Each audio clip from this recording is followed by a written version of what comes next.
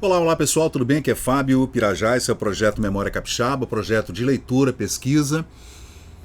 Como eu me interesso muito por história, por geografia, né, cartografia, navegações, eu gosto muito, né? Eu falei, vou escolher um tópico assim para restringir essa pesquisa, que é o estado do Espírito Santo, que é meu estado natal. E a partir daí a gente vai, né, devagarzinho aumentando esse escopo de pesquisa, até porque o Espírito Santo está num lugar central dentro do descobrimento do Brasil, das navegações, da pirataria, da colonização do Brasil, do solo espírito-santense. O Espírito Santo sempre esteve, né, no epicentro dessa história do Brasil. Então, a gente tem ligações com a África, com a Europa, com o resto da América do Sul, o Tratado de Tordesilhas, então a capitanias hereditárias, tem relação com o resto do Brasil, com a Europa, né? Então não tem como a gente fugir de um estudo mais abrangente, até por conta, né, dessa localização geográfica do Espírito Santo, né? Hoje eu vou trazer um assunto aqui que de vez em quando a gente esbarra nele, acho que todo ano, né? Muita chuva, cheia das marés, cheia dos rios, enchentes, tragédias. Né? O Espírito Santo, né, por conta da sua hidrografia, digamos assim, é um estado onde a gente sempre sofre com essas enchentes, né? Desde de muito antes do descobrimento. É claro que quanto maior a população, mais a gente tem esse problema, né? Porque enquanto não há população nenhuma, está tudo certo, né? Agora, na medida em que as cidades vão aumentando de tamanho, com mais população, com mais comércio, né, com mais propriedades rurais, com mais agricultura, mais pecuária, aí é mais problema, né? Eu vou tratar então hoje das enchentes que aconteceram no Espírito Santo em 1900, no final de 1933, início de 1934. Foram enchentes muito fortes, né, de norte a sul, e esse corte é do Rio Doce, da região norte, Colatina, Linhares, né, e aqueles municípios da época. É claro que também tem as enchentes do mesmo ano, final de 33, início de 34, em Cachoeira de Itapemirim, na região sul. Depois eu vou fazer um outro vídeo. Já tem uma playlist aqui no canal só para falar das enchentes. A maior de todas registrada foi em 1979. Essa foi uma mega enchente, né? E a gente teve também a de 2014, né? Mas vamos lá, vamos tratar aqui porque tem um material bem interessante aqui para falar dessas enchentes.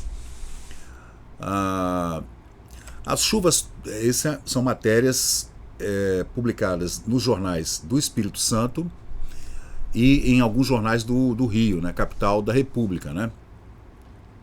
Lembrando que o governador, o presidente do estado na época era João Punaro Bley e o presidente era Getúlio Vargas. As chuvas torrenciais que há dias vêm caindo no interior do estado e também em Minas Gerais deixavam prever que teríamos de sofrer as consequências dessa enchente. Nesses últimos 8 dias, a intempérie manifestou-se de tal modo, com tal violência, que nos faz pensar na repetição dos flagelos de 1906 e 1924. Então houve, gente, enchentes enormes em 1906 e em 1924. Então depois eu vou fazer a pesquisa e vou trazer esse material, até para a gente poder entender, né, como se deu essas enchentes, quais foram as atitudes tomadas pelos prefeitos e pelo governo estadual, né? Aí a matéria fala de triste memória de 1906 e 1924. Conforme telegrama dirigidos às altas autoridades do estado, Castelo, Cachoeiro de Itapemirim, a usina Paineiras, Itapemirim, lá na Barra, Santa Leopoldina, Santa Teresa, Colatina e todas as povoações ribeirinhas dos rios Itapemirim, Rio Doce, Rio Santa Maria e outros rios estão sofrendo grandemente. Aí também tem o português dos anos 30, né, gente? Eu não fiz a revisão desse texto, nem tampouco atualizei o português, tá? Deixa eu ver. O governo do estado é que se tem mantido em constante comunicação com os núcleos assolados, lembrando que tinha telefone, todo mundo tinha telefone, né, nessa época. Todo mundo, eu digo, as prefeituras tinham telefone, né, então se comunicavam. E claro, as pessoas ricas, né, que tinham telefone. Providenciou então o governo do estado imediatamente para que fossem enviados recursos às populações vitimadas. As notícias que nos chegam do interior são as mais desoladoras. É claro que sempre os ribeirinhos, né, o pessoal que mora nos morros por conta dos deslizamentos é que sofrem mais, os pobres, né? É claro que muita gente perde tudo nesses flagelos, né? Em Minas Gerais, as chuvas continuam a cair abundantes, avolumando cada vez mais o Rio Doce. Lembrando que o rio tem 900 quilômetros e a maioria é nas Minas Gerais, né? Em várias localidades tem ruído prédios, causando consideráveis prejuízos, além da destruição das lavouras, inutilização das estradas. Lembrando que era tudo estrada de chão, então choveu um pouquinho já era. Aqui hoje, 2025, você sobe aí para o interior, se tiver uma estrada de chão você não passa, imagina 100 anos atrás, né? A destruição de pontes, de pontilhões, dificultando o tráfego e os socorros, né, das zonas mais assoladas. Em algumas, já faltam víveres, né, comida, né, tanto carne verde quanto legumes, verduras e tubérculos, etc. Né. As prefeituras estão pedindo cooperação do governo central, que é o governo do estado, né, que vem procurando remediar tanto quanto possível. O senhor interventor, que era o major João Punaro Bley, comunicou ao chefe do governo provisório, Getúlio Vargas, não era presidente, era chefe do governo provisório. Ele deu o golpe em 30, perdeu a eleição para o Júlio Prestes, deu o golpe, um golpe militar, Getúlio Vargas, e instituiu um governo provisório. Ele ia fazer eleições, não fez. E seguiu como ditador. Então o Punaro entrou em contato com o Getúlio e com o ministro da Aviação, que seria hoje o equivalente ao ministro dos Transportes, né? Situação e contando a situação que passa pelo interior do Espírito Santo, divisa com Minas até, e Sua Excelência seguiu hoje às 5 horas da tarde em automotriz da Vitória a Minas Gerais, com destino a Colatina e outros municípios, em comunicação direta com o prefeito de Colatina, o doutor Ademar Távora, e Sua Excelência recebeu ontem o seguinte telegrama: situação desta cidade é verdadeiramente aflitiva devido à enchente do Rio Doce, que já tomou várias ruas, desmoronando grande número de casas, deixando a população desabrigada. É um telegrama, tá? Ajudado pelo povo, o governo do município está fazendo o que pode. Recursos escasseiam e as necessidades aumentam. Você vê que em toda calamidade, né, desse tipo, terremoto, maremoto, tsunami, erupção de algum vulcão, é sempre a população que ajuda, né? O governo não faz nada. O governo não faz porra nenhuma, só atrapalha. A gente viu acontecer ano passado, no Rio Grande do Sul, o governo entrou e atrapalhou. O governo não serve para nada, né? Aí continua: peço urgente auxílio do governo do estado a fim de minorar tal situação desesperadora. Todas as estradas intransitáveis, aí é do jeito que se escrevia telegrama antigamente, né, gente? Havendo água, carregado pontes e desmoronado aterros e vários trechos. O Rio Doce continua enchendo. Notícias de Minas adiantam que a situação é alarmante quanto à enchente do Rio Doce.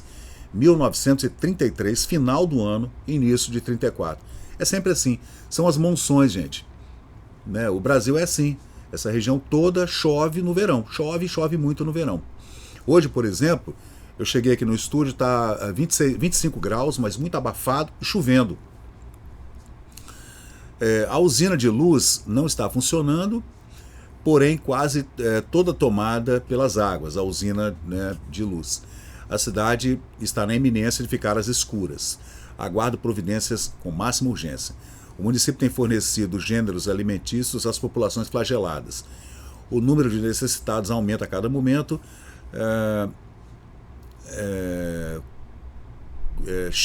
Clamo por fazer imediata remessa de cereais a fim de ficarmos prevenidos contra possível falta no mercado desta cidade. O jornal é o Diário da Manhã, número 2588 de 1933, final do ano, dia 31 de dezembro, né? Esse jornal tinha como redator-chefe o Ciro Vieira da Cunha. A enchente no interior está causando consideráveis prejuízos, havendo clamor público. O governo do estado, atendendo solicitações dos senhores prefeitos, tem enviado socorro às populações vitimadas. Notícias vindas de Minas dizem que o Rio Doce aumenta o volume.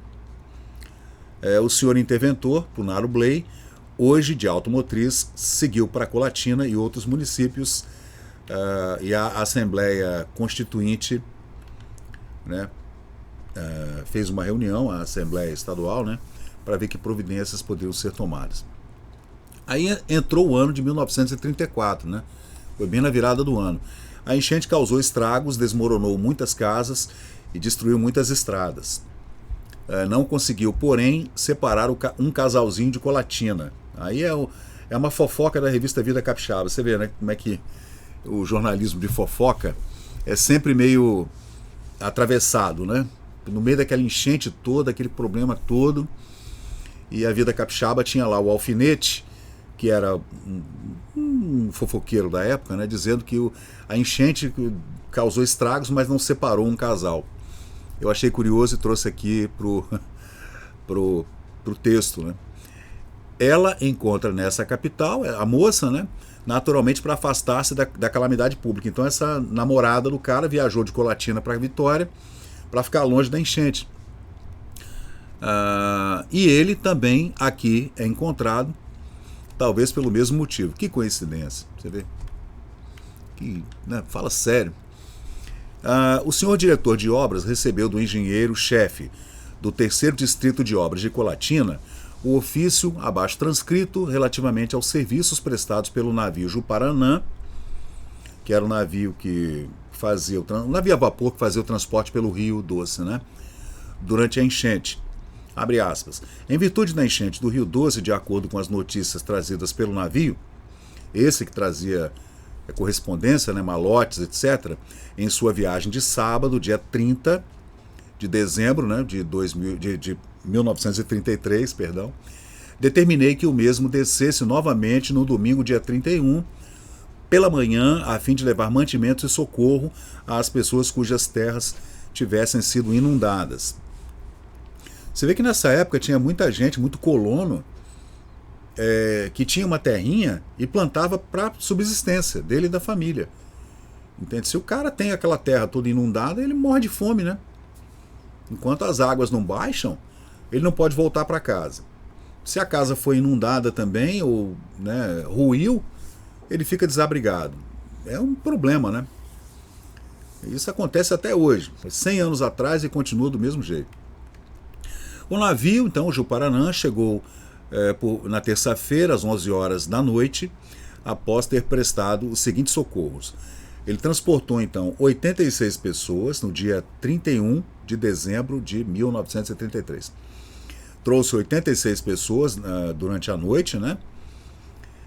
Rebocou canoas com passageiros, aí ele rebocou 30 pessoas em canoas, veio puxando as canoas, né? É claro que o Juparanã vinha bem devagarzinho, né? E socorreu 58 famílias com mantimentos. Então ele trouxe mantimentos, né, de Vitória e conseguiu socorrer 58 famílias. Foram, além disso, transportados aves e animais de pequeno porte, pertencentes às pessoas socorridas.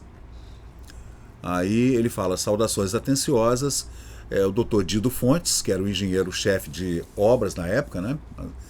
E ele é que mandou esse telegrama para o Punalo Bley nessa comunicação durante as enchentes, as terríveis enchentes do Rio Doce, no final do ano de 1933, no iniciozinho do ano de 1934. Aí tem os detalhes, né, sobre o que estava acontecendo.